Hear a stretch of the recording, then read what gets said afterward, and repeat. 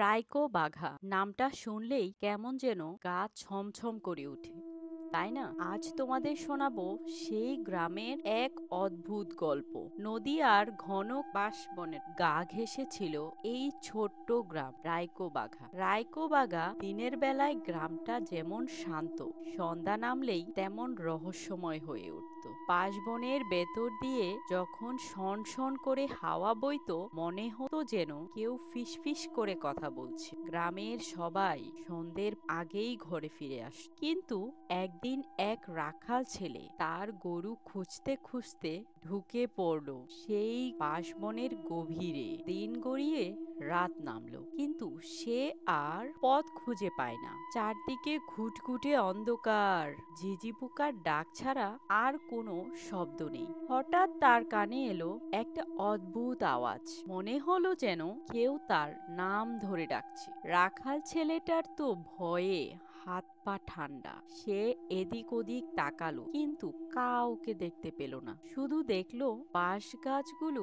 হাওয়ায় এমন ভাবে দুলছে যেন লম্বা লম্বা ভূতেরা নাচছে। চাঁদের আবছা আলোয় একটা ছায়া মূর্তিকে সে এগিয়ে আসতে দেখল। ভয়ে তার গলা শুকিয়ে কাঠ। ভাবলো আজ আর রক্ষে নেই, বাঁশবনের ভূতের হাতেই তার শেষ। ছায়া মূর্তিটা যত কাছে এলো, রাখালের বুকটা তত জোরে ধুক ধুক করতে লাগ। কিন্তু একই কাছে আসতেই সে দেখলো এটা তো কোনো ভূত নয়, এ তো গ্রামের সেই বুড়ো বাঁদরটা। সে প্রায়ই লোকের বাড়ি থেকে খিচুড়ি চুরি করে খেত। হাওয়ায় বাঁশ গাছের ঘষা লেগে ওই রকম অদ্ভুত শব্দ হচ্ছিল। আর বাঁদরটার লম্বা লেজ দেখে তার মনে হয়েছিল ওটা বুঝি ভূতের ছায়া। পরের দিন সকালে রাখাল ছেলে গ্রামে ফিরে এসে সবার কাছে গিয়ে ভয়ে ভয়ে বলতে লাগলো, জানো, কাল রাতে আমি রাইকো বাঘা গার ভূত দেখেছি। তার কথা শুনে গ্রামের সবাই তো হেসেই খুন। কেউ বলল,